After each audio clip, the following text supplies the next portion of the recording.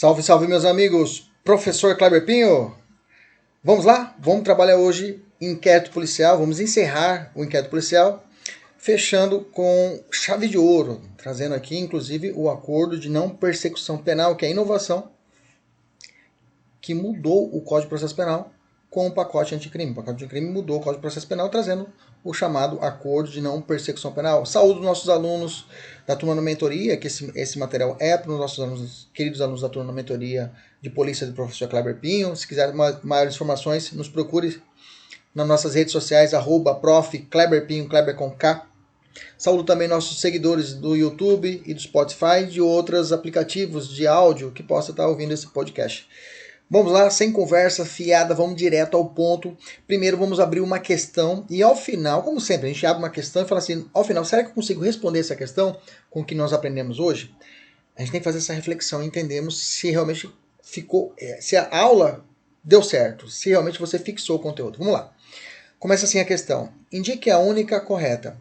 As medidas invasivas e redutoras da privacidade deferidas judicialmente durante o IP não precisam ser submetidas a esse princípio, está falando do contraditório, quando cessadas e reunidas as provas colhidas por esses meios. Letra B. A confissão é condição essencial para a formulação do acordo de não persecução penal. Letra C. O judiciário, inclusive o STF, não pode, de ofício, arquivar inquérito, ainda que verificar que, mesmo após ter sido feita a diligência de investigação e terem sido descumpridos os prazos para a instrução do inquérito, não forem reunidos indícios mínimos de autoria ou materialidade.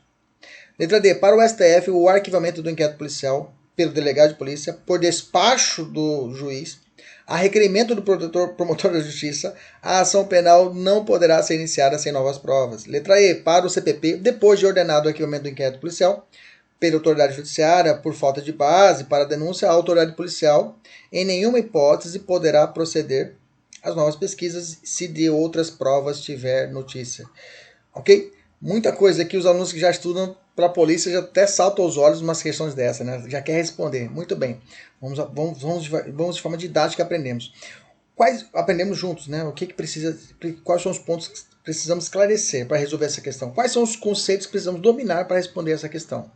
Vamos ter que falar sobre arquivamento do inquérito policial. Vamos ter que falar sobre valor probatório do inquérito policial. Vamos ter que falar sobre a possibilidade de novas diligências após o arquivamento. Quando eu posso desarquivar, quando eu não posso desarquivar inquérito policial. Vamos ter que falar sobre acordo de não persecução penal. Beleza? Preparado? Vamos lá então. Então já estamos no ponto 9. Como eu disse para vocês, se você não assistiu essa aula, assiste as duas anteriores que tratam de inquérito policial. Tem uma playlist no nosso YouTube, procura lá playlist Processo Penal, você vai encontrar lá as duas primeiras aulas dessa matéria de inquérito policial que realmente está completa. Então o tópico 9 vem assim, encerramento 9.1, relatório. O artigo 10 do nosso CPP fala assim, a autoridade fará minucioso relatório do que tiver sido apurado e enviará autos ao juiz competente. No relatório, poderá a autoridade indicar testemunhas que não tiverem sido requeridas, mencionar o lugar onde possam ser encontradas. Vamos entender. O delegado precisa justificar a classificação, o porquê que ele colocou no relatório aquele determinado crime. Ele tem que fundamentar, dizer o porquê que ele precisa, porquê que ele escolheu o crime de descaminho, sendo que na verdade era contrabando, digamos assim. Olha, a regra é que não, tá? Mas vou dizer agora que, inclusive, o delegado de polícia, antes tinha uma visão que o relatório, o delegado não poderia expor sua opinião técnica. Hoje já temos um outro pensamento. Mas, de forma específica a respeito da capitulação, eu quero que você fique atento que a regra não tem uma regra quanto a isso. Ele tem que justificar o porquê que ele enquadrou naquele crime, ok? Mas a lei de drogas, a lei exige essa justificação. Por que você colocou como depósito? Por que você colocou a situação de transportar? Ele tem que explicar, tem que justificar o porquê que ele colocou no relatório final do inquérito aquela capitulação. Isso está na lei, ok? Então tome cuidado com essa situação. O inquérito ainda deve ser remetido. Terminado o inquérito, além de remeter para o juiz, ele tem que ser remetido para o Instituto de Identificação e Estatística, tá? Está lá no artigo 23 do nosso Código de Processo Penal. Tá? Permitindo a formação do boletim individual, que está no 809, que trata desse boletim individual. Uma pergunta. Caso o fato for de difícil elucidação e o indiciado estiver solto, a autoridade policial poderá requerer ao juiz a devolução dos autos depois do prazo de 30 dias, que era para fazer o inquérito, que era para iniciar o inquérito, para continuar as investigações? Sim ou não? Sim, é possível. Nós estamos isso lá no prazo de inquérito policial. Tá? Continua o artigo 10, parágrafo 3º. O caso é realmente difícil. O delegado falou, 30 dias não deu, o cara está solto, então quero renovar. Posso renovar? Pode, o juiz vai determinar a renovação. Lembrando, se o réu estiver preso antes da reforma de 2019, o prazo para réu preso não era possível a renovação desse prazo do inquérito policial. Se o cara ainda está vigente essa regra, né? Porque houve uma suspensão da aplicação dessa mudança do Código de Processo Penal, né? Lá as mudanças do artigo 3A e seguintes estão suspensas pelo Supremo. Então hoje o prazo do inquérito policial, o réu preso é 10 dias. Acabou. Improrrogável. Só que quando essa situação estiver vigente, poderá ser prorrogado por mais 15 dias o réu preso. Tá? Nós já estamos isso na aula passada. Dá uma conferida lá. Qual que é o destino do inquérito policial? Conforme o artigo 12 do CPP, os autos do inquérito policial devem acompanhar a futura ação penal. Ok? Fala assim o artigo 12. O inquérito policial acompanhará a denúncia e a queixa sempre que servir de base uma da outra. Ou seja, tá certa essa regra hoje? Olha, tem que ficar atento quanto a isso. O inquérito policial ele acompanha, ele vai junto para a ação penal. Com as alterações trazidas pelo pacote anticrime, que mudou o Código de Processo Penal, não mais. Vamos entender. Toma cuidado. Quer dizer que, com a mudança do CPP, o inquérito policial ele não vai para a justiça. Ele vai ficar guardado dentro ali da parte da delegacia em si, em tese. Digamos, com o juiz das garantias. Ele vai ficar responsável com ele. O juiz das garantias vai ficar responsável por ele. Ok? Vamos entender. O inquérito policial não acompanha mais a denúncia ou a queixa. Veja, cuidado, tá? Lembra que essa parte ainda não foi... Está suspensa essa aplicação, mas é para a gente ficar atento. Já está de forma adiantada. Hoje acompanha. Se a prova for hoje, dia 17 de agosto, que é a gravação dessa aula, se perguntar assim, o inquérito acompanha, você vai dizer sim. Vai dizer sim. Por quê? A aplicação no artigo 3C está suspenso, conforme o STF. Mas o pacote anticrime estabeleceu expressamente a estrutura acusatória do processo penal. Tem que lembrar isso. Onde trouxe a figura do juiz das garantias, que atuará apenas na fase pré-processual, para evitar, na verdade, uma contaminação do juiz do processo. Até a gente fala isso, né? Eu já estudei bastante, estudamos muito isso no mestrado, que é a contaminação do juiz hoje. O juiz atua na fase de inquérito policial, determina busca e apreensão, determina houve uma delação premiada, ok? Depois ele vai receber a denúncia, depois o juiz vai instruir o processo. Cara, a tendência desse juiz condenar o réu é bem mais clara, é bem mais fácil do que ele ter que absolver o cara. Então, a contaminação é óbvia. Então, realmente, o juiz das garantias veio para poder fazer essa cisão entre a fase pré-processual e a fase processual. Bacana? O juiz da garantia, então, atuará até o recebimento da denúncia e a queixa. Nós já falamos dele na nossa primeira aula, né? Nossa primeira aula de processo. Tá? E ele vai ficar com essa competência de acautelar na Secretaria de Juízo, acompanhando os autos enviados do juiz da instrução e julgamento, né? Mas ele vai ficar cuidando. Então, a redação 3C determina que os autos que compõem a matéria e competência do juiz da garantia ficarão acautelados nas secretarias desse juiz, do juiz das garantias, à disposição do Ministério Público e à defesa, e não serão apensados aos autos dos processos enviados ao juiz da instrução. Ok? Essa é a mudança. Ele não sobe, ele fica retido. Ressalvados, é claro, os documentos relativos às provas irrepetíveis, medida de obtenção de prova ou antecipação de provas, que deverão, essas sim, ser remetidas separadas em apartado para o juiz que vai instruir o processo. Ok? Estão entendendo isso? Então, na fase inquisitorial, o processo fica guardado ali com o juiz das garantias. Assim, embora não tenha sido expressamente revogado pelo pacote de crime, perde sentido o artigo 12 do CPP. Tá? Se alguém te perguntar isso uma questão de segunda fase, você já vai ficar esperto, tá? A respeito dessa remessa. Que, na verdade, não foi revogado expressamente, mas tacitamente ele foi revogado, o artigo 12. Ele perdeu a aplicabilidade. pelo fato de que os autos ficarão retidos junto com o juiz das garantias, ok? E não serão remetidos, exceto as situações, como eu já te disse, de provas repetíveis, medidas de obtenção de provas ou antecipação de provas, essas sim serão remetidas, mas ficarão ainda em autos separados do principal, que vai ser o processo principal, tá? Lembra que eu falei para vocês, né? Foi julgado que a constitucionalidade foi discutida no Supremo e o Fux, ele suspendeu a aplicabilidade do artigo 3A até o 3F, indo junto também isso daí. Ok? Como ficou o arquivamento do inquérito policial? Como ficou o arquivamento do IP? Como ficou o arquivamento do inquérito policial antes e depois da Lei 13.964? Nós temos que estudar muito bem isso, ficar bem claro isso na nossa cabeça. Como que ficou antes e como ficou depois o arquivamento. Isso é muito importante. Vamos lá. Primeiro ponto. Então vamos estudar procedimento do arquivamento do inquérito policial. Tá? Antes da lei, como que era antes? Tá? É um antes que ainda é, né? É um antes que ainda é pelo fato de que essa parte também, o artigo 28A, também está suspensa a sua aplicabilidade nessa mesma decisão aqui do Fux, ok? Então é o antes que ainda é. Vamos aprender assim. Após o término do inquérito policial, o delegado relata, faz o relatório e envia ao magistrado, que dará destino por 2 caminhos, tá? O juiz, primeira coisa, vai perguntar. Chegou o inquérito policial para o juiz. O juiz pergunta, esse crime é de ação penal pública ou é de ação penal privada? Se o crime for de ação penal pública, qual é a sequência? O juiz vai abrir vistas. O que é vistas? É o acesso. Ele vai dar acesso ao Ministério Público para que o Ministério Público, possa optar por uma das seguintes opções. O Ministério Público vai ter 3 opções.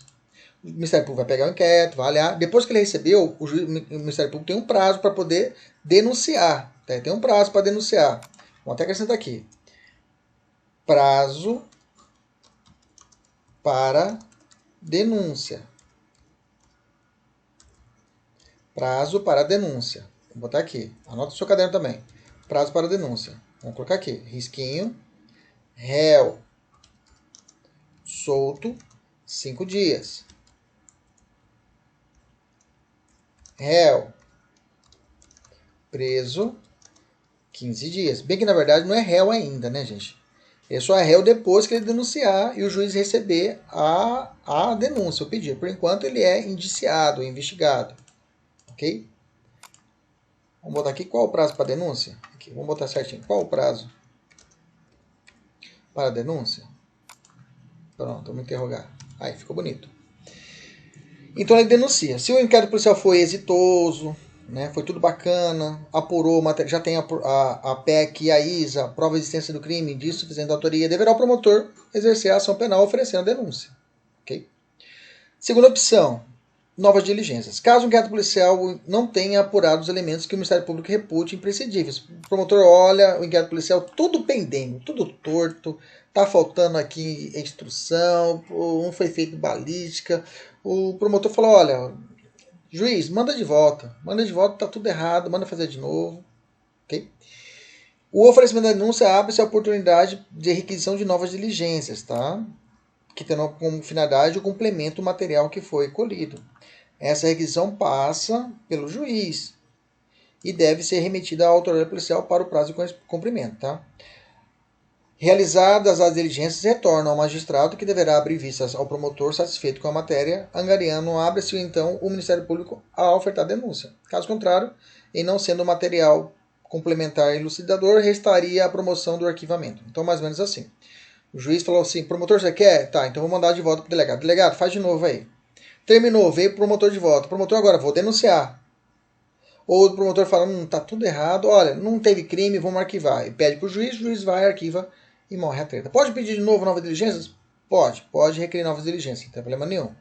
Tá? Mas esse pedido de novas diligências tem uma taxação do CPP, então não é bagunçado. O promotor vai sacanear com o delegado, com o investigador, mandar investigar, voltar de novo umas 15 vezes. Fala assim o CPP. O Ministério Público não poderá, olha só, cravou, não poderá requerer devolução de inquérito à autoridade policial se não para as novas diligências imprescindíveis. Olha só, cuidado com esse "in" aqui, viu, gente?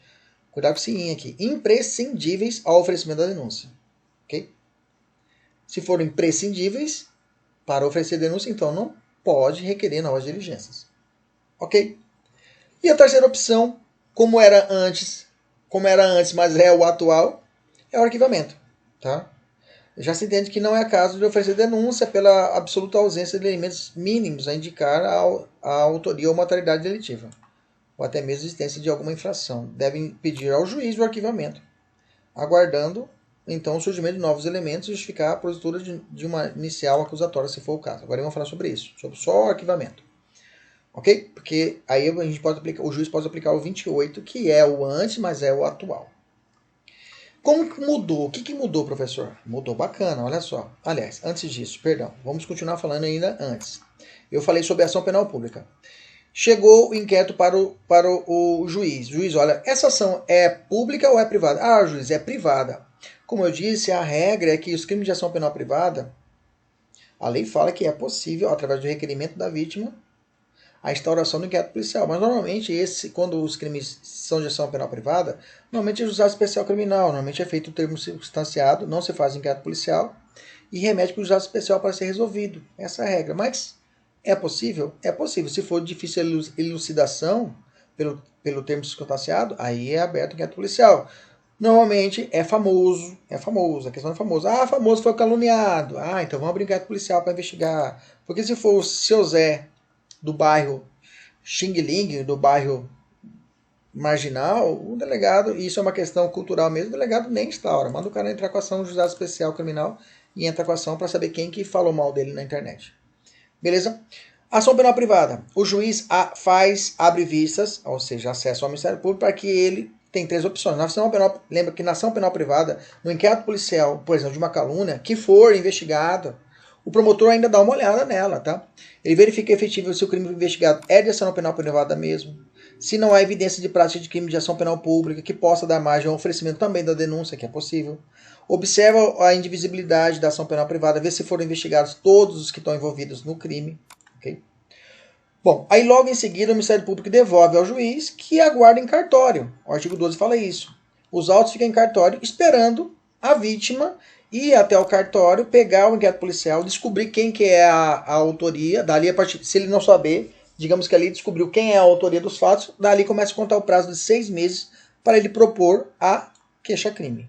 Okay? Através do seu advogado, devidamente consubstanciado. Na próxima aula vamos falar já de ação penal, já vamos falar já no processo e vamos falar sobre queixa-crime, ok? O artigo 19 do Código de Processo Penal é muito contundente, dizendo o seguinte, ó, nos crimes em que não couber ação pública, ou seja, privada, os autos e inquéritos serão remetidos ao juiz competente, onde aguardarão a iniciativa do ofendido ou do seu representante legal, ou serão entregues ao requerente, se o pedir mediante traslado. Ou seja, o cara fala, não, me dá a cópia aí, doutor, do inquérito que eu vou fazer a ação penal privada. Beleza, faz a cópia do traslado, deixa lá e leva a cópia. Caso o prazo decorra sem a devida queixa. Bom, os autos do inquérito policial com a prévia oitiva do Ministério Público serão arquivados. Ok? O juiz arquiva. Okay? E vai acabar ocorrendo a extinção da punibilidade pela decadência. A gente vai falar isso na aula que vem. Mas o inquérito, qual é o efeito do inquérito? Ele vai ser arquivado. Caso o ofendido decida em ajuizar a ação, a queixa deverá ser confeccionada segundo o artigo 41 do CPP, que vamos falar aula que vem. Beleza? Bom, tenho duas questões para vocês, pessoal da mentoria. Faço essas duas questões aqui, tá? Então, são questões um pouquinho mais avançadas, mas eu tenho certeza que vocês vão conseguir resolver de forma tranquila. Procedimento do arquivamento do inquérito policial, agora depois da Lei 13.694 de 2019. O que mudou, professor? Vamos lá. Agora, o próprio membro do Ministério Público ordena o arquivamento. Okay? Ele ordena, não vai pedir o juiz. O juiz não vai dar o arquivamento. Quem vai dar o arquivamento agora é o Ministério Público. Veja, esse é o novo que ainda não está sendo aplicado, tá? Esse é o novo que não está sendo aplicado. Em seguida, o Ministério Público comunica a vítima ao investigado e à autoridade policial e encaminha os autos para a instância de revisão ministerial para fim de homologação na forma da lei. Se a vítima ou seu representante legal não concordar com o arquivamento do inquérito, antes quem fazia isso era o juiz, né? Poderá, no prazo de 30 dias do recebimento da comunicação, submeter a matéria à revisão de instância competente do órgão ministerial, conforme dispuser a respectiva lei orgânica. Ou seja, eu vou pedir para aqui a autoridade superior ao promotor de justiça ou procurador da República reanalise o porquê, se realmente esse arquivamento era devido. Quem fazia essa função era o juiz. no artigo 28. O 28, quem duvidava do arquivamento era o juiz. Agora não, agora é a vítima ou o representante legal. O juiz saiu de cena por causa do sistema acusatório. Nas ações penais relativas a crimes praticados em detrimento da União, Estados, municípios, a revisão do arquivamento do inquérito policial poderá ser provocada pela chefia do órgão a que couber a sua representação judicial. Aí está falando detrimento da União, digamos, a Procuradoria de Justiça, a Procuradoria Federal, Procuradoria da União, essas aí poderão fazer essa provocação. Essa instância de revisão ministerial, ou seja, do Ministério Público, PGJ ou CCR, é a Comissão de Constituição e Revisão ou Procurador-Geral de Justiça, irá analisar Procurador-Geral de Justiça no âmbito estadual e a Comissão de Constituição e Revisão. Comissão de Constituição e Revisão, é isso? Isso. Comissão de Constituição e Revisão. Irá analisar então se realmente era devido o arquivamento. E poderá adotar as seguintes providências: o PGJ e a CCR. CCR no âmbito federal, como eu disse. Discordar do arquivamento. Isso já está bem no 28, né? Do arquivamento, designar outro membro do MP para oferecer a denúncia, concordar com o arquivamento e fazer a sua homologação, ou requerer a realização de novas diligências até decidir. Bacana? Então já existia isso. Praticamente o que mudou, professor, do 28? É que agora quem vai ordenar o arquivamento é o MP e não o juiz. Okay? Quem vai provocar a não concordância com o arquivamento não é mais o juiz, e sim a vítima. Okay? A vítima a vítima, né, como eu disse, a vítima, o investigado, a autoridade policial, inclusive, ok? Que vão discordar a respeito disso. Bacana? Ó, 28. O arquivamento informado da mesma natureza, comunicar a vítima, o investigado e a autoridade policial encaminhará os autos para a instância de revisão ministerial, ok? A vítima, comunicar a vítima ao investigado e à autoridade policial. E encaminhará os autos para a instância de revisão ministerial. Bacana? Se a vítima ou o representante legal, tá? Vítima ou representante legal não concordar. Então, na verdade, a autoridade policial não participa. Só ele é comunicado. Você vai ser a pegadinha, né? A autoridade policial, ele é comunicado, mas ele não pode, digamos assim, questionar o arquivamento. Quem vai questionar o arquivamento só pode ser a vítima ou o representante legal, tá? Essa aí pode questionar o arquivamento. Bacana? Tranquilo? Maravilha.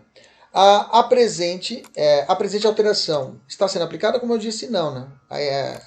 Está suspensa conforme ao entendimento do nosso digníssimo Supremo Tribunal Federal. Beleza? Deixa eu só diminuir a fonte aqui. Vamos mandar. Questões quanto ao arquivamento do inquérito policial solicitado pelo Ministério Público. Bom, vamos lá. Qual o recurso cabível para combater a decisão de arquivamento do inquérito policial? Não há recurso, tá? Estou falando agora nas situações atuais, tá? Situações atuais. Vamos para situações atuais sem mudança. Isso aí não muda, não mudou. O delegado pode pleitear o arquivamento do inquérito policial? Jamais, tá? Jamais. A autoridade policial não pode mandar arquivar o inquérito policial e nem pedir. Arquivado o inquérito policial ou as peças de informação, fica impedido a autoridade policial de proceder novas pesquisas se de outras provas tiver notícia? Não. Ok? Não fica impedido. Não fica impedido o delegado de polícia. Ele não fica impedido de fazer novas diligências para realmente descobrir o crime. Por exemplo, digamos, uma situação criminosa, o delegado foi ordenado inquérito policial. Por falta de base para a denúncia, a autoridade policial pode proceder a novas investigações, novas pesquisas, se de outras provas tiver notícia, tá? Só que é o seguinte, a pergunta é, ele pode investigar, mas a pergunta é, eu posso desarquivar qualquer situação de inquérito policial? Ou seja, foi no inquérito policial, chegou e descobriu que realmente houve uma legítima defesa. Eu posso, assim mesmo, ou dizer que não é crime, o fato é atípico. Assim mesmo, eu posso ter novas averiguações e aí, com essas novas diligências, fazer o novo inquérito policial?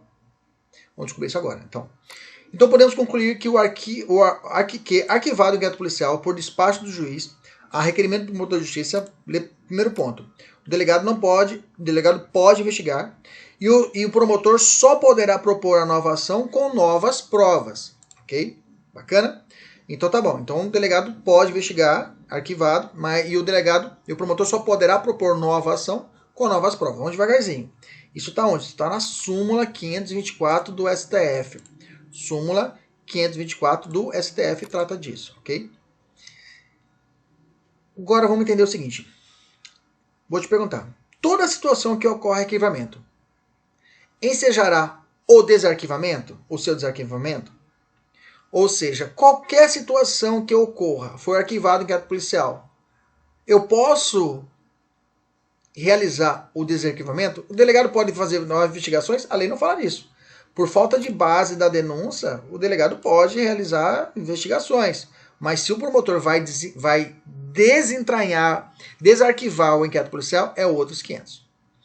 Gente, isso aqui é uma parte jurisprudencial muito importante, tá? E vem caindo em prova essa parte jurisprudencial, então nós temos que dominar. Eu fiz uma tabelinha aqui embaixo, então vamos entender de novo. Vou perguntar de novo para você.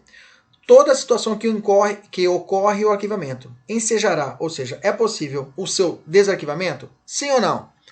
Você vai dizer o quê? Depende, tá? Essa aqui depende. Todos os tribunais têm entendido que caso o arquivamento ocorra por determinados fatos, poderá existir o desarquivamento. Poderá, eu disse. Para isso temos que diferenciar coisa julgada material e coisa julgada formal. O que é isso, professor? Nunca ouvi falar. Claro, você vai ouvir falar agora, tá? Vou te perguntar, o inquérito policial faz coisa julgada? Aí você vai falar, o que é coisa julgada? Coisa julgada em letras miúdas, tá? Um conceito simples para nós entendermos aqui na nossa aula. Coisa julgada material são situações jurídicas que impossibilitam o desarquivamento do inquérito policial, mesmo se diante de novas provas, tá? Não tem como. Ah, o inquérito policial fez coisa julgada material. Pronto, você fala, sacramentou. Coisa julgada material, pá de cal. Não tem como desarquivar mais esse inquérito policial. Ok? Vamos ver agora. Coisa julgada formal. A coisa julgada formal é quando são situações jurídicas que possibilitam o desarquivamento do inquérito policial, desde que diante de novas provas. Ok? Aí, quem está dizendo isso não sou eu, não briga comigo. Quem traz essas opiniões é a Suprema Corte, o STF, e também a nossa Corte Cidadã, que é o STJ. Vamos lá? Você tem que manjar o quê? Quais são os motivos e se é possível ou não o desarquivamento. Eu fiz a pergunta bem clara aqui. O motivo do arquivamento, é possível desarquivar o inquérito policial por causa desse motivo? Vamos dizer. Ausência de pressuposto processual ou de condição de ação penal. É possível, nesses casos, desarquivar o inquérito policial? A resposta é o quê? Sim. Poderá ser desarquivado o inquérito policial. Professor, o que é isso? Condição de ação penal? Vamos entender. Me dá um exemplo de condição de ação penal, professor. Exemplo. Vamos colocar um exemplo de condição... Vou te dizer uma condição de procedibilidade essencial. Na ação penal pública, condicionada à representação, qual que é o documento essencial que você tem que ter para começar um inquérito policial? Representação. Então, a representação é um documento essencial? É uma condição de possibilidade? Sim. Digamos, são 6 meses para poder o cara representar. Lembra? Nós aprendemos na aula passada. Aconteceu o crime, chegou na delegacia, doutor delegado, o cara bateu em mim. O doutor delegado fala assim, bateu em você porque a gente brigou lá no futebol, eu bati nele. Aliás, ele bateu em mim, tá aqui meu olho roxo. Eu quero fazer a notícia crime. O delegado fala, tá, para mim começar o inquérito policial, eu vou precisar que você assine esse documento aqui, ou você manifeste, e aí eu vou digitar aqui, que você realmente quer que ele seja processado. Aí o cara vai falar assim, doutor delegado, eu não sei. Vamos fazer o seguinte, vamos começar o inquérito, aí depois eu junto esse documento, eu vou pensar. O delegado vai, uma loucura dele, ele baixa a portaria, ele começa a investigar sem a representação. É claro, uma coisa esdrúxula. Mas pode acontecer, gente? Acontece. Brasil é Brasil. Tá? E acaba o inquérito policial, remete para o juiz fala, uai, cadê a representação? Aí procura a vítima sumiu, viajou. E está no prazo de 6 meses ainda. Sumiu, o que o juiz vai falar? Arquiva esse trem. Arquiva, o juiz fala, o promotor fala, ó, arquiva. A ação penal pública condicionada de prestação não apresentou, arquiva aí. Ou um estelionato, digamos assim. Arquivou. Aí quando está terminando o prazo, são 6 meses para apresentar, o cara aparece lá no 5º mês, desesperado. Ah, eu quero apresentar. Ah, o inquérito policial está arquivado. A pergunta é, pode desarquivar? Pode desarquivar. Entendeu? Nesse caso pode. Segunda hipótese, falta de justa causa para a ação penal. Tá? Falta de justa causa é quando não há indícios de autoria ou prova de materialidade. Eu falo que aqui realmente é a exteriorização própria do artigo 18, tá? Falta de base da denúncia, tá? O artigo 18, ele se prende aqui, tá? Por isso que ele fala, pode realizar novas pesquisas. O artigo 18 está intimamente ligado nessa hipótese aqui. Falta de justa causa para ação penal. Porque realmente a polícia, num sentido de resolução, ela foi incompetente. Ela não conseguiu desenrolar, ela não conseguiu descobrir quem cometeu o crime, quem realmente foi o crime, qual foi a prova do crime. Não existiu, indício não existiu, entendeu? Arquiva. Arquivou a autoridade policial, fundamentada no 18, começa a fazer o corre. Falei, não, vamos resolver esse trem. Vamos achar aí esse caso, vamos solucionar e correr atrás. E aí encontra o criminoso ou encontra indícios suficientes da autoria. Nesse caso, pode desarquivar? Pode. Ok? Beleza? Agora eu coloquei bem aqui no meio uma situação que é divergente. Divergente porque tem posicionamento contrário. Eu já vi prova falar conforme o STF e conforme o STJ. Então tem que ficar esperto quanto a isso. Imaginamos que durante a investigação em inquérito policial ficou evidente que ocorreu uma legítima defesa. Okay? Lembra que tem que ter qual que é o prazo quando for legítima defesa e for um servidor público, de segurança pública, do Exército, da PM? Qual que é o prazo que ele precisa para poder arrumar advogado? Qual que é o prazo para apresentar advogado? 48 horas, lembra disso. E se não apresentar a repartição, digamos assim, né? Onde está afiliado. Qual o prazo que ela tem? Também 48 horas. Lembra disso? Bacana? Então volta para cá. Legítima defesa. Estava em serviço, legítima defesa, a nova legítima defesa do artigo 25 do Código Penal. Está lá. Estava em serviço, estava numa situação de refém, deu um tiro na cabeça do cara, matou o cara. Legítima defesa de terceiro. Nesse caso, arquiva. Vamos arquivar esse trem. Mas depois descobre que realmente esse policial era inimigo do cara, ele planejou, armou, tá. Mas nessa situação tinha realmente classificado como uma legítima defesa. Arquivou, a pergunta é, pode desarquivar? O STF fala que sim, pode desarquivar, tá? Que aí pode ser comprovado que não ocorreu legítima defesa de verdade, tá? Pode ser que seja isso, não aconteceu legítima defesa, ok? O cara agiu de forma com dolo, não tinha legítima defesa, então desarquiva. O STJ tem um posicionamento contrário, vai dizer o quê? Que não é possível o desarquivamento. Então, o que eu vou ter que ficar dentro da prova? Quem está pedindo, quem que a banca está falando que está apontando. Conforme o STJ, pode desarquivar um processo que for arquivado por causa de legítima defesa? Você vai dizer o quê? Não pode. Conforme o STF, pode desarquivar legítima defesa? Você vai dizer sim, pode. Ok? Atipicidade do fato. O fato não é crime. Um filho tem relação sexual com a mãe, maior de idade, os dois capazes. É crime? Não é crime. Incesto, não. Nesse caso, digamos assim, não é crime essa relação sexual entre pai, mãe, filho, filha, irmãos e irmãs. Não é crime de incesto. Nesse caso, eu tenho aqui um fato atípico. Não adianta, não tem. Esse aqui não tem como. É caixão, vela preta. Não desarquiva. Existência de causa excludente de culpabilidade, tá? Erro de proibição, coação moral resistível, obediência hierárquica também não desarquiva. Só cuidado, você não vai confundir excludente de culpabilidade com excludente de licitude, né? Pelo amor de Deus. Excludente de licitude tem divergência. Excludente de culpabilidade não há divergência. Bacana? E por fim, uma extinção de punibilidade, prescrição do crime. Prescrição do crime também enterra a ação penal. Tem uma exceção. A morte do agente também extingue a punibilidade. Ou seja, então, arquivou o inquérito policial, não posso mexer mais nele, né, professor? Tá, tem uma exceção. Qual a exceção? Certidão de óbito falsa. Se o cara apresentou uma certidão de óbito falsa, porque se ele morreu não há mais processo, mas é falsa, Ou seja, o cara está vivo ainda. Nesse caso, pode desarquivar? Pode. Essa é a exceção à regra. Prescrição, não desarquiva mais. Ok? Não pode desarquivar. Não pode ser desarquivado. Está morto. Olha essa questão aqui.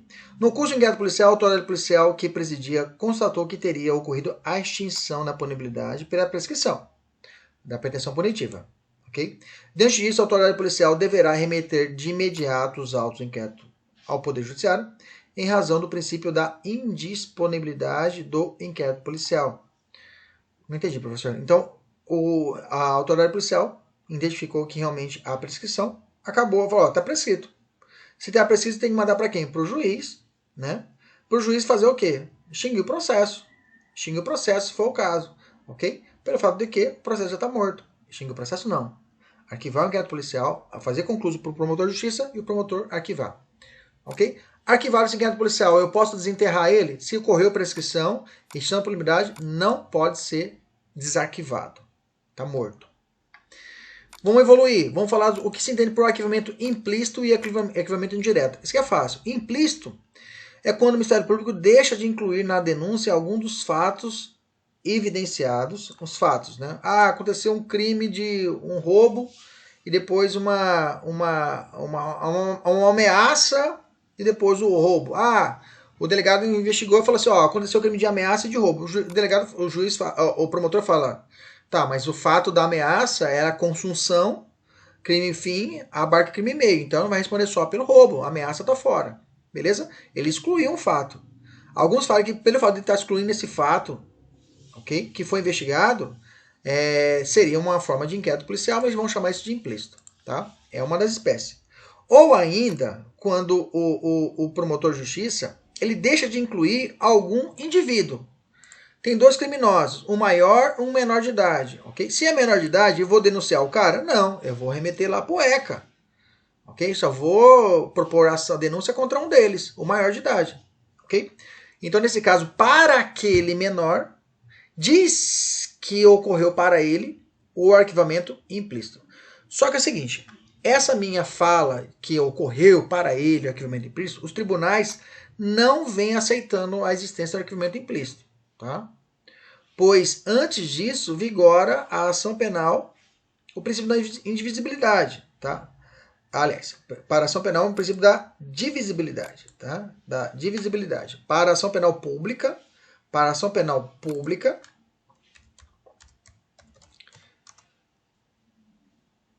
rege o princípio da divisibilidade. Ok? Divisibilidade. Por quê? O promotor de justiça, ele tem lá na ação penal, ele pode escolher. Ele pode denunciar contra um ou contra todos. Ele tem essa opinião. Ele tem isso. Então, na verdade, o que o Supremo explicou em 2014, aliás, o STJ explicou, é que, na verdade, não é arquivamento implícito. E sim que é uma opção do promotor denunciar ou não. Porque, para ele, na ação penal pública, não vigora o princípio da indivisibilidade. E sim divisibilidade. Ele pode optar. Então, na verdade, não há um arquivamento. Não há que se falar em arquivamento implícito. Em razão a quem não foi denunciado. O STJ explicou isso. Falou, olha, eu não aceito esse negócio de arquivamento implícito. Não existe isso. O STJ falou assim, não existe arquivamento implícito. Por isso que os tribunais não aceitam o termo arquivamento implícito. Porque ele fala, não houve arquivamento, por quê? Porque o promotor ele pode optar de denunciar ou não contra um ou contra todo mundo.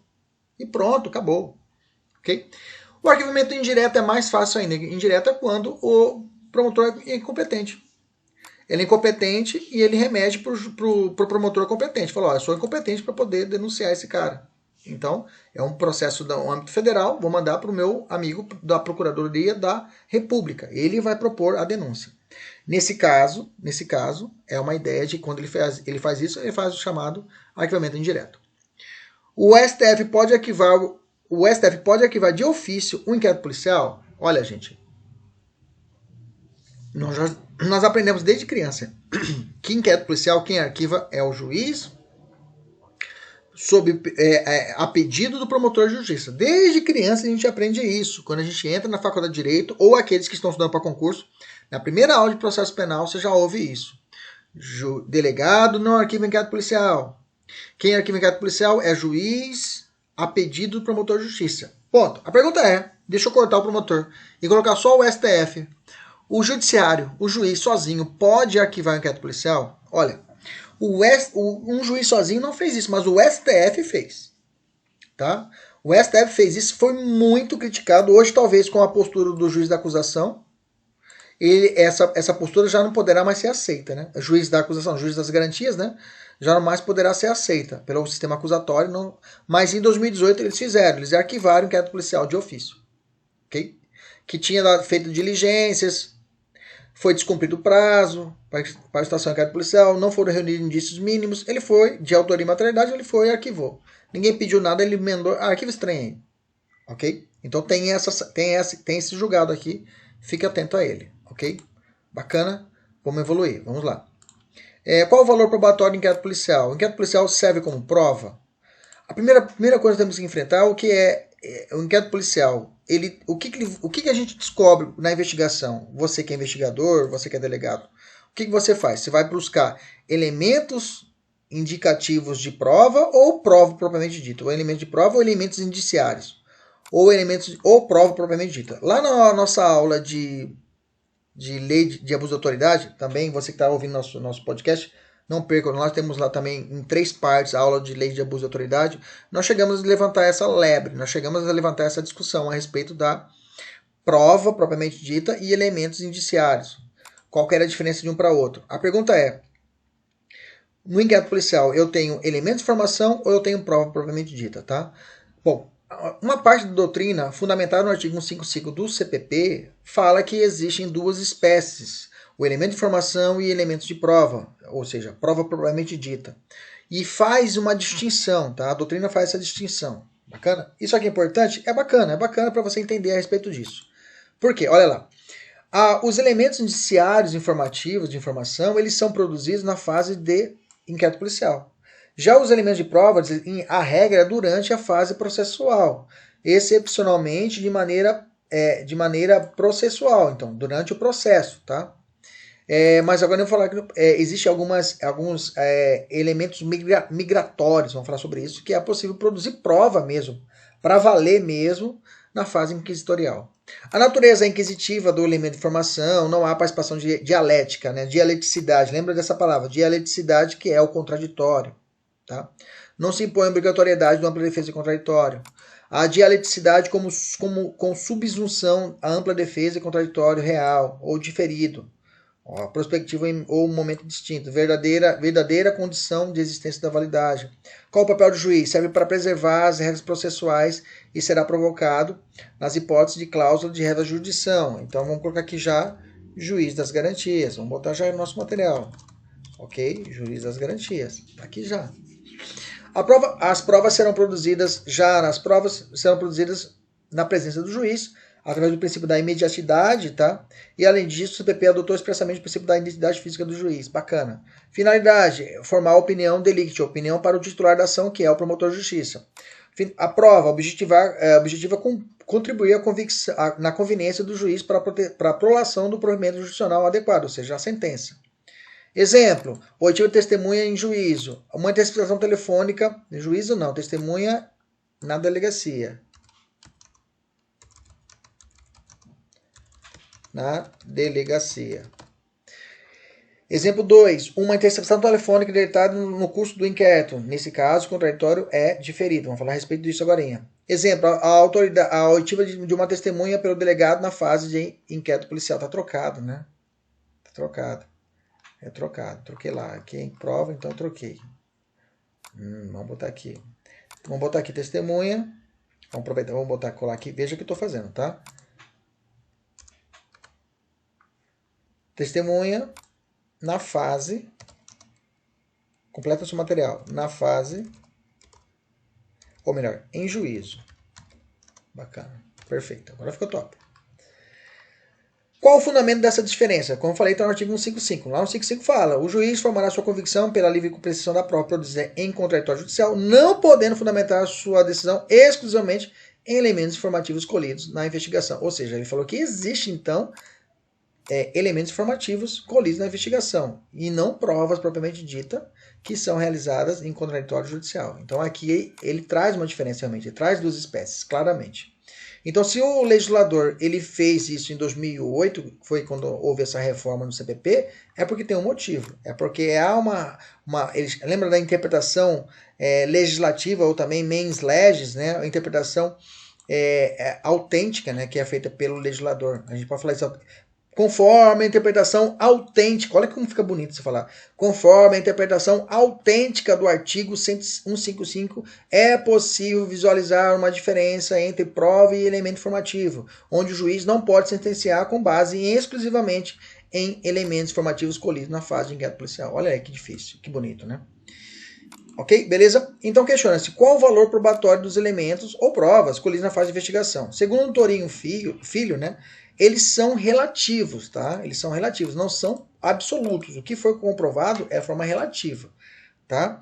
Aliás, na verdade, toda prova, inclusive na fase judicial, ela não prevalece sobre outra, tá? Ela tem um valor, não tem valor absoluto. Uma confissão, professor, ela tem valor absoluto? Confessou, já tá beleza? Já pode parar tudo? Não. Mesmo a confissão, ela tem uma presunção relativa, tá? A valoração vai ser do juiz, no caso concreto, porque o cara pode estar confessando para poder proteger por estar sendo coagido, digamos assim, ameaçado, ou estiver protegendo o chefão da organização criminosa, que é muito comum. Às vezes o cara cai, ele se passa pelo criminoso, cai para proteger o maior, né?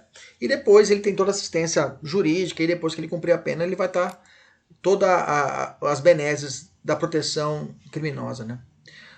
Então é possível dizer que ocorre hipótese de produção de prova com dialeticidade na fase inquisitorial? É possível existir, então, prova propriamente dito, eu ia falar para vocês, prova para valer com o juiz ali, o delegado, o promotor de justiça perguntando, o advogado perguntando? Sim. É que o próprio artigo 155 fala disso, tá? E a doutrina chama isso de elementos migratórios, tá? Até o nome fala, elementos migratórios. Por quê? Eu colho ele na fase de inquérito, mas eles vão migrar como se fosse prova. Como não? Eles são provas mesmo, porque vai ter a dialeticidade e vai para o processo. É claro, né, meus amores? É claro, essa prova, a prova quando tem contraditório, ela tem mais robustez, né? Quando ela vai para o processo, ela já vai com mais força do que uma confissão realizada num interrogatório dentro de uma delegacia, a portas fechadas. Ok?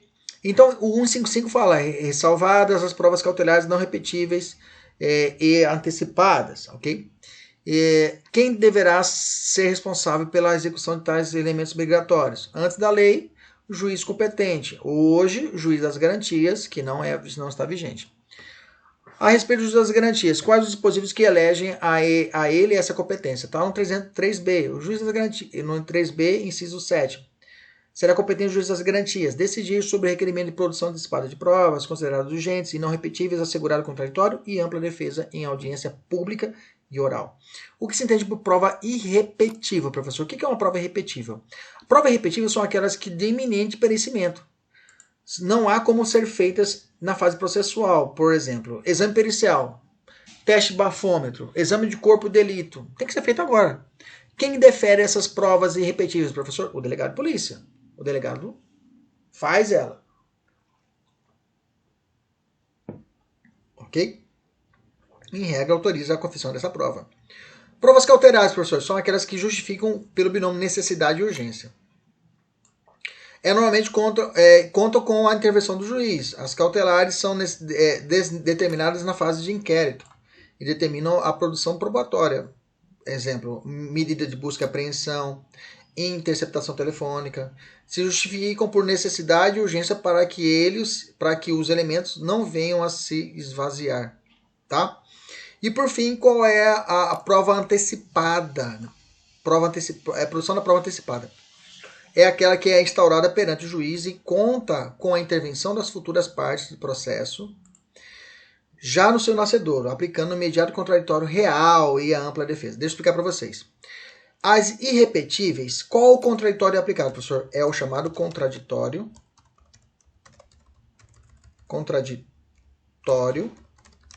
mitigado. mitigado ou diferido. Quer dizer que eu, como advogado, eu não posso questionar agora, tá?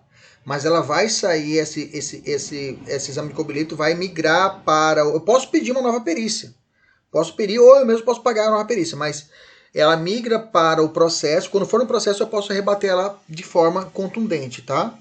Mas aqui eu não posso dizer que ela é válida ou não válida. É um contraditório, eu vou rebater ela mais futuramente.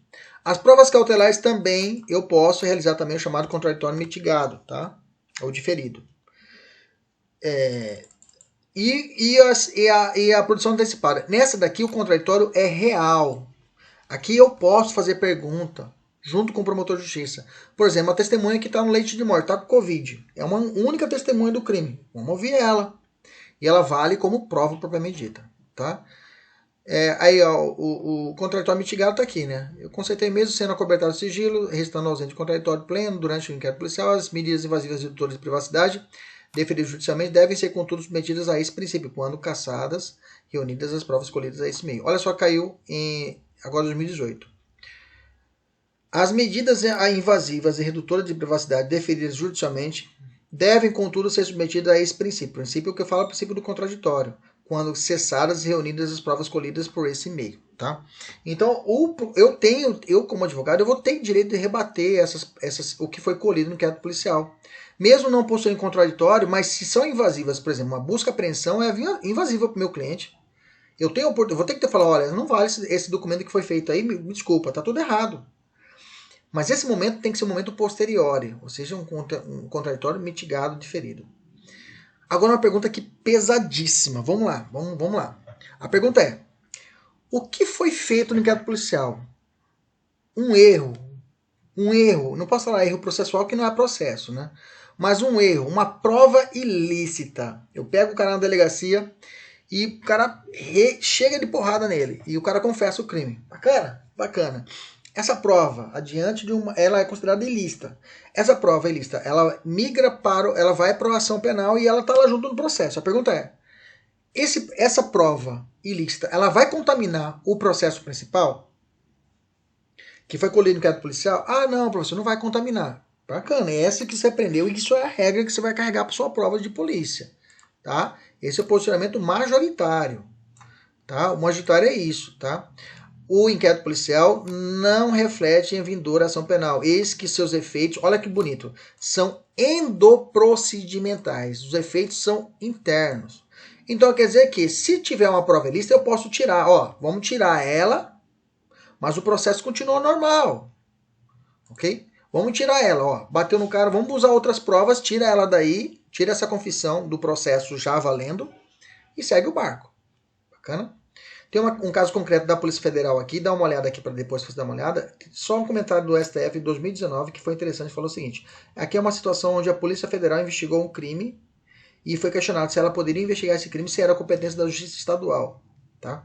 Mas existe uma lei própria, 10.446 de 2002, dá uma olhada depois, que trata dos crimes de repercussão interestadual e internacional que merecem repressão uniforme, tá?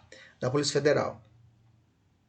E aí tem esse trechinho que é importante deixar grifado aqui para nós lermos aqui. Olha, o inquérito policial constitui procedimento administrativo de caráter meramente informativo e não obrigatório a regular a instauração do processo crime, cuja finalidade consiste em subsidiar eventual denúncia a ser apresentada pelo Ministério Público.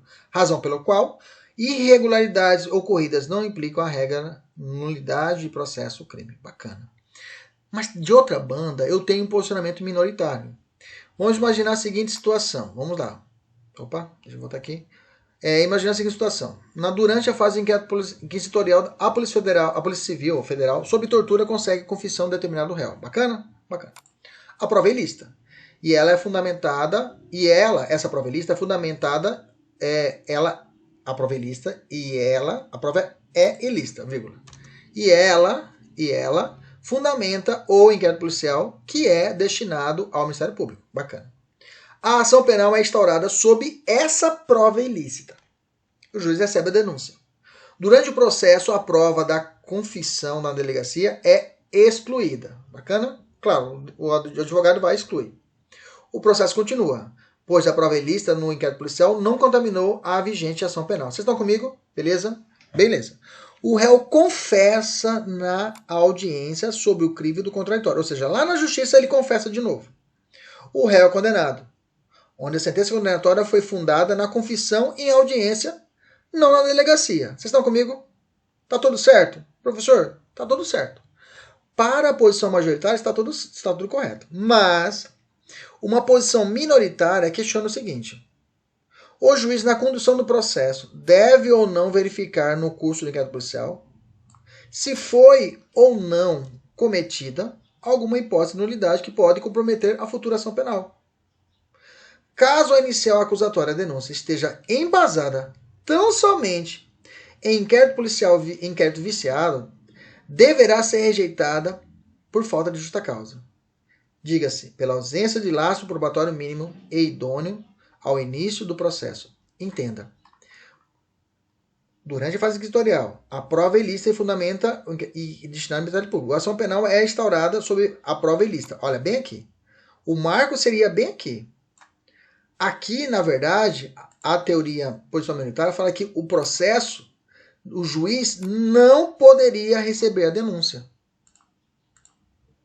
Ah, professor, mas recebendo a denúncia e proposição da denúncia em dúvida para a sociedade. Na dúvida, para a sociedade. Mas ele não poderia ter proposto a denúncia, recebido o processo. Quando fala receber a denúncia, é quando recebe o processo e o processo judicial já vai para a justiça lá.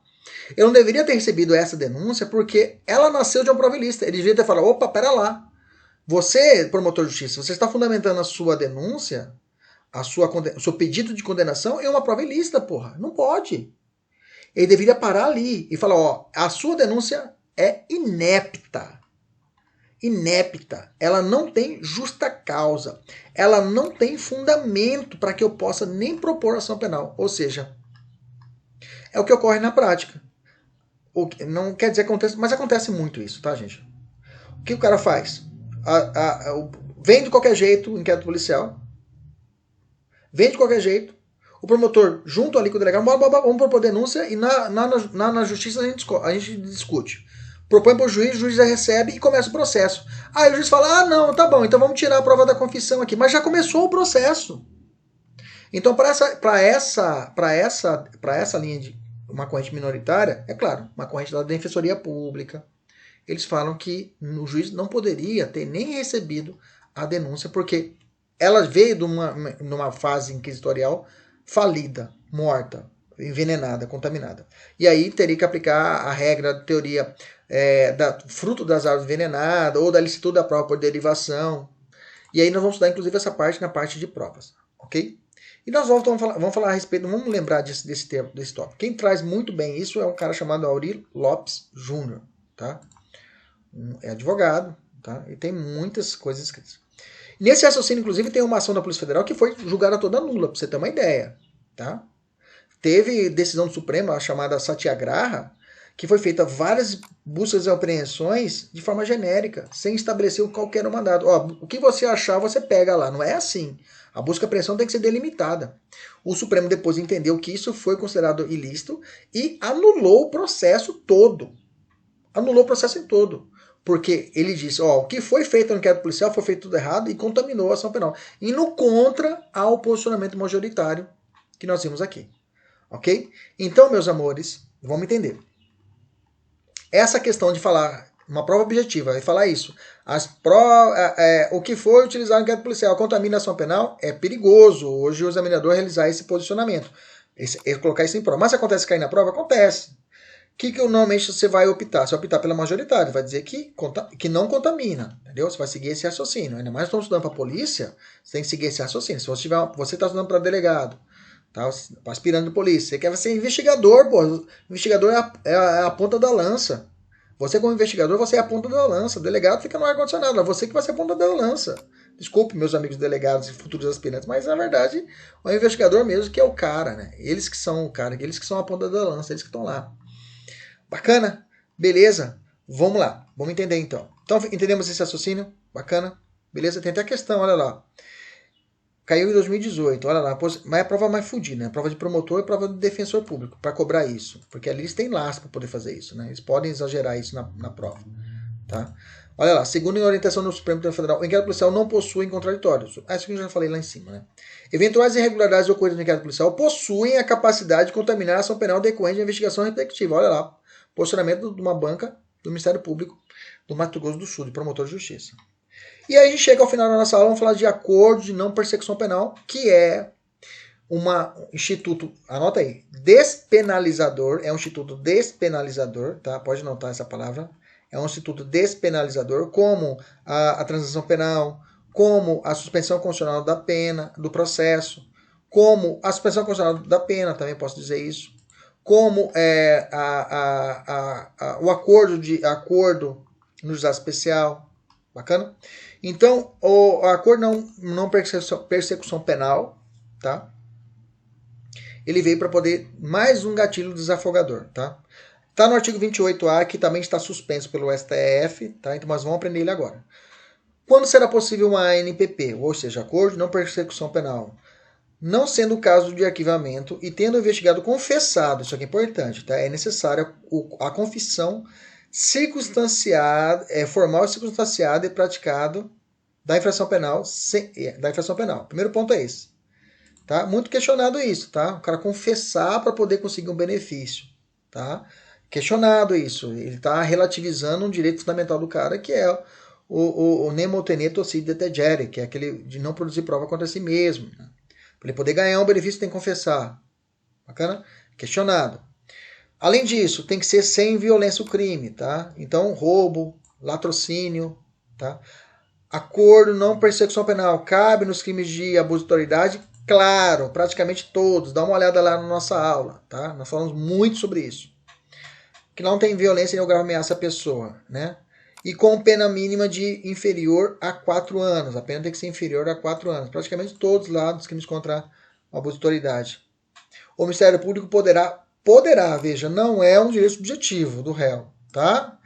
Vamos discutir isso, tá? Toda vez que o Código de Processo Penal ou o Código Penal fala poderá, se o cara tiver o direito subjetivo, ou seja, ele tiver confessado, o crime é sem violência, a pena é mínima de 4 anos e ele se enquadra nos requisitos, nasce para ele o chamado direito subjetivo. Então, e aí esse poderá tem que ser lido como o quê? Deverá. Ok? Propor acordo de não persecução penal desde que necessário é o suficiente para a reprovação e prevenção do crime. O acordo de não persecução é a oportunidade do cara não ser... Ele não entra, o processo não vai ser denunciado. Ó, parceiro, não vai ter um processo contra você. Se você cumprir, vai extinguir a punibilidade, vai ficar tudo beleza. Ele pergunta quais são as condições. Eu vou te dar as condições que podem ser aplicadas de forma cumulativa e alternativa. Cumulada e alternativamente. Reparar o dano ou restituir a coisa, exceto na impossibilidade de fazê-lo. Renunciar voluntariamente, olha só, renunciar aos bens e direitos indicados pelo Ministério Público. Olha só, o Ministério Público vai apontar, ó, como instrumentos ou proveito do crime. Mas fala assim, mas esse aí não foi instrumento nem proveito do crime. Não, mas eu quero essa fazenda. Você vai ter que renunciar dela. Voluntariamente. O cara fala, mas isso aí, não, tem que renunciar, senão não tem. Putz, tá bom. Tá entendendo a sacada? As divergências que podem gerar daqui a um tempinho sobre os direitos individuais do cara? Prestar serviço à comunidade ou entidades por período correspondente à pena mínima combinada ao delito, diminuída de 1 a 2/3, em locais indicados pelo juízo, da execução, tá, gente? Quem indica isso aqui é o juiz da execução, cuidado, tá? Quem vai fazer todas as regras depois é o juiz da execução que vai tratar do cumprimento, não é o juiz das garantias. Quem vai fazer esse procedimento é o juiz das garantias. Hoje o juiz comum do conhecimento, mas quem faz esse aqui é o juiz das garantias que faz, essa é a competência dele. Para a prestação de pecuniária a ser estipulada, prestação pecuniária, vou ter que olhar o 45 lá do CP, tá? Prestação pecuniária. A entidade pública, o interesse social, tarará, que preferencialmente, como prejuízo à execução, que tenha preferencialmente função de proteger bens jurídicos igualmente semelhantes. Cumprir por prazo determinado outra condição indicada pelo Ministério Público, desde que proporcionalmente compatível com a infração penal. Okay? Toma cuidado com essas pegadinhas aqui, que vai ser muito cobrado. Na aferição da pena mínima de 4 anos, que eu falei lá atrás, tem que ter pena mínima de 4 anos. Será considerada apenas a pena do crime em abstrato? Não, tá? Serão consideradas a causa de aumento ou diminuição da pena também aplicável. Se caso ele cometeu o crime lá e tem uma causa de aumento de pena, tipo um furto, Cometeu crime no período noturno. O furto, o período noturno, aumenta em 1/3. Aí a pena máxima é quanto? 4 anos, ok? O pena do crime não pode ultrapassar 4 anos. Mas se ele cometeu um crime de furto noturno, com a causa menos de pena, que seria a condenação dele, ia aumentar mais 1/3. Então, ele não poderá ter direito ao acordo de não persecução penal. Por quê? A pena máxima do crime mais a causa menos de pena, que ele cometeu o crime. Num repouso noturno, aumenta a pena em 1/3, lá no 55, parágrafo 1º. Nesse caso, o juiz fala, ó, o promotor fala, desculpa, mas não dá, por causa, pelas contas aqui, ultrapassa a 4 anos. Quando não será aplicada a ANPP? Gente, isso aqui é importante, tá? Se for possível, a transação penal não se aplica à ANPP, tá? Se o investigado for reincidente, ou se houver elementos probatórios que indiquem a conduta criminal habitual, reiterada ou profissional, ou seja, o cara já é criminoso nato, mesmo não sendo reincidente, exceto em situações de significâncias de infrações pretéritas penais, infrações penais pretéritas, aí tudo bem. Se for cometeu vários furtos lá por insignificante, lá, o juiz fala, não, beleza, o promotor fala, vamos fazer o acordo. Ter sido agente beneficiado nos 5 anos anteriores, ou seja, 5 anos, vou contar, bom, começou em 2000, agora 2019, né? O acordo não é persecução penal, não vai começar a contar. Mas, por exemplo, ano passado, ele teve uma transação penal que ele foi beneficiado. Não vai ter direito ao ANPP. Ano retrasado, ok? 2018, ele teve uma suspensão constitucional do processo. Não vai ter direito ao ANPP. Beleza? Que vai contar nos últimos 5 anos. Nos crimes praticados no âmbito de violência doméstica, esquece, tá? Nem vou continuar. Falou violência doméstica, não tem direito a nada. Não tem direito à transação penal, não tem direito à suspensão constitucional do processo, não tem direito ao ANPP. Lembra, se você quiser anotar, anota aqui. Violência doméstica, o cara tem direito a sursis, okay? E livramento condicional. Tá? Anota aí. Sursis e livramento condicional, o cara tem direito. Que são benefícios penais, não de juizado especial. Como deve ser formalizado o acordo de não persecução penal? Bom, deve ser por escrito, tá? E será afirmado pelo Ministério Público, pelo investigado e o seu advogado, seu defensor. Para a homologação do acordo e não persecução penal, será realizada audiência? Sim, tá? Ali o juiz vai verificar se realmente foi voluntário, por meio da auditiva do investigado, na presença do seu defensor e da legalidade do ato. Qual o juiz competente? O juiz das garantias, já falei para vocês. Se o juiz considerar inadequadas, insuficientes ou abusivas as condições do acordo, qual será a ação dele? Ele devolve para o Ministério Público para que seja reformulada a proposta de acordo com a concordância do investigado e de seu defensor. Tá? Para que seja reformulada a proposta de acordo com a concordância do investigado e do defensor. Após a homologação pelo juízo, qual será o procedimento? O juiz devolve ao Ministério Público para que inicie a execução perante o juiz da execução. Tá? Grifa aqui. Então sai do juiz das garantias, entra o juiz da execução. Quando o juiz poderá recusar homologar a proposta? Bom, quando ela não atender os requisitos legais, quando não for realizada a adequação indicada pelo juízo. Assim, recusada a homologação, o juiz devolve ao Ministério Público para analisar a necessidade de complementação das investigações ou oferecimento da denúncia, se for o caso. A vítima será intimada da homologação do acordo e de não persecução penal e de seu cumprimento? Sim. Quais as consequências se caso descumpridas qualquer das condições estipuladas no acordo de não persecução penal? Bom, o MP deverá comunicar ao juiz para fim de rescisão e posterior oferecimento da denúncia, porque aí o promotor, bom, agora eu vou denunciar você, te dei a chance. Também poderá ser utilizado pelo Ministério Público com justificativa para o eventual não oferecimento da suspensão constitucional do processo. Fala, olha, eu quero, então, já que o senhor vai denunciar, me dá a suspensão constitucional do processo. O juiz falou, olha, você não cumpriu, parceiro, nem a NPP, então você não tem direito também à suspensão constitucional do processo, que está lá no artigo, vou botar aqui o artigo 89, dá uma lida. Já falei aqui nas nossas aulas, mesmo sendo um benefício que está contido na Lei 9.099 de 95, Lei dos Juizados Especiais Criminais, a suspensão constitucional do processo é aplicada para qualquer crime que a pena mínima não ultrapasse a 1 ano. Dá uma olhada lá no 89. A celebração e o cumprimento do acordo de não persecução penal constarão na certidão de antecedentes criminais? Não. Tá? Então quer dizer que, quando for puxar a capivara, não vai sair lá o ANPP. Ok? exceto para registro do benefício. Como eu disse lá atrás, ele não vai ter direito nos 5 últimos anos. Lembra que eu falei para vocês? Se ele já foi beneficiado do ANPP nos 5 últimos anos, não tem direito a ganhar um novo. Só para isso que serve o registro, tá? Mas não pode constar na certidão criminal do sujeito. Qual é o efeito do cumprimento integral? Extingue a punibilidade. Bunda de neném. Você não deve mais nada para o Estado. Caso ocorra recusa por parte do Ministério Público em propor o acordo de não persecução penal. Qual o procedimento?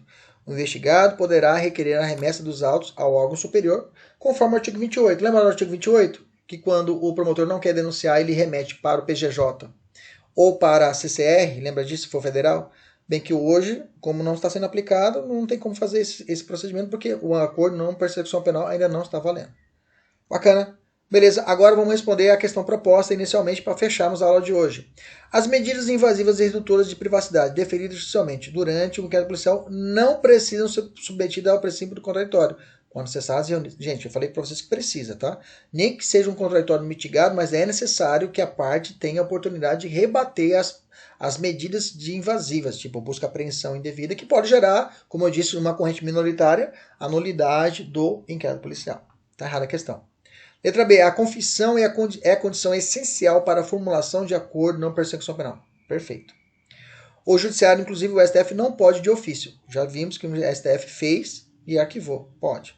Para o STF, o arquivamento do inquérito policial pelo delegado de polícia parou. O delegado de polícia não arquiva inquérito. Quem arquiva inquérito é quem? O juiz, a pedido do promotor de justiça. Letra E. Para o CPP, depois de ordenar o arquivamento do inquérito policial pela autoridade policial, pela autoridade judiciária por falta de base da denúncia, a autoridade policial, em nenhuma hipótese. Não, lembra do 18?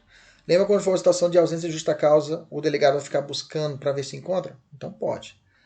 Beleza? Aos alunos da mentoria, agora você tem um simulado da nossa meta de hoje, que está classificado em questões lazy, médium e hard, ok? São 10 questões. Resolva, só vai olhar o gabarito comentado depois de resolver todas as questões. Ah, veio uma questão aqui a mais. Um abraço, até a próxima, se Deus quiser e Ele sempre quer. Tchau, tchau.